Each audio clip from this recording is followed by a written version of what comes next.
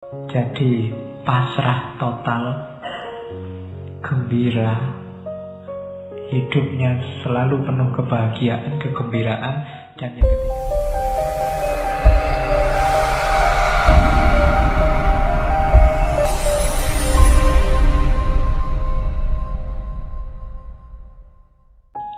cirinya apa level eksistensi religius itu?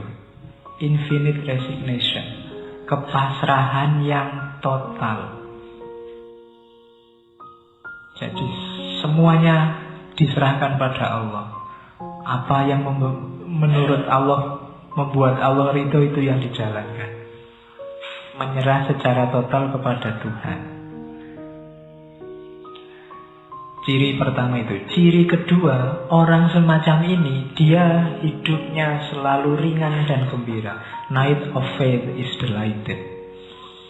Orang-orang semacam ini tidak ada susahnya. Makanya Al-Quran secara spesifik menyebut ciri walinya Allah itu la khaufun alaihim wa lahum yahzanun. Dia selalu gembira, selalu nyaman hidupnya.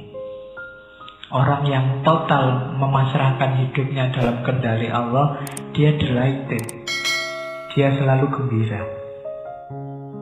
Jadi kalau ada orang kok tidak gampang galau, tidak gampang supeng, tidak gampang susah, selalu gembira, kemungkinan dia dekat sama Allah. Yang ketiga, tidak cerewet. Jadi kalau ada perintah agama, dia tidak banyak debat, tidak banyak tanya. Theological suspension of article. Jadi tidak, kalau memang suruhannya agama tidak masalah. Tidak usah ditawar-tawar, Pak kenapa sih puasa itu kok dari subuh sampai maghrib, tidak efektif, tidak. Untuk pekerjaan tidak produktif itu Pak, kok dibalik saja maghrib sampai subuh. Itu kan, itu cerewet namanya. Masih nawar-nawar. Pak kok dipotong zakat Pak, saya itu kan kebutuhannya banyak, ini masih itu harus nyelengi juga buat masa depan, masa lain. Itu cerewet. Tidak, kalau itu memang perintahnya Allah dan jelas dan pasti, tidak pakai ditawar. Itu cirinya orang yang eksis di level religius.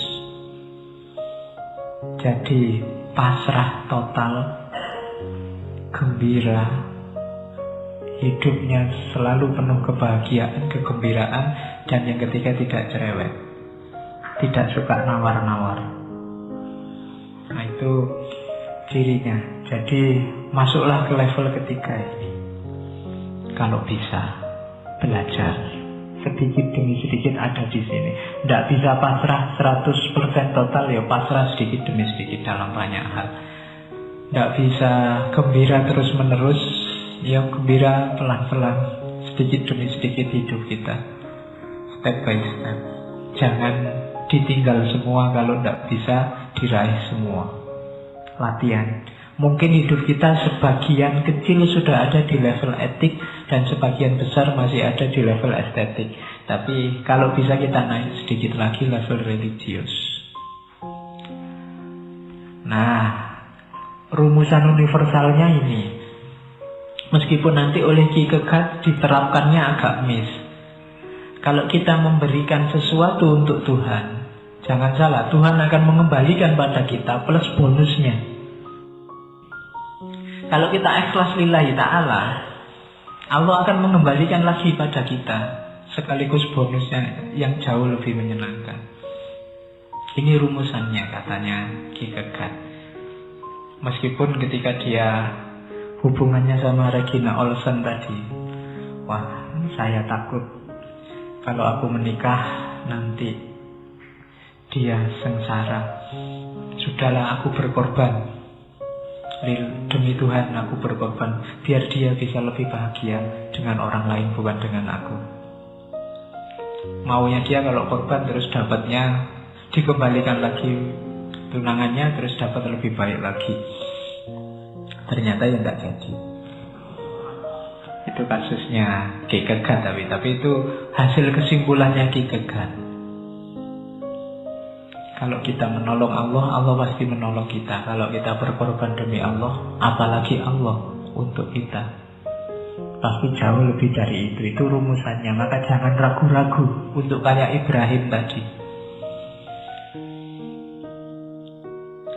Mungkin di sisi bahwa Kierkegaard tidak jadi menikah dengan Regina Olsen, itu Allah tidak mengembalikan. Tapi nama besarnya Kierkegaard itu bagi saya reward yang luar biasa dari Allah, dari Tuhan. Dia sampai hari ini dikenal menginspirasi banyak orang. Ilmunya masih dikaji sampai berabad-abad.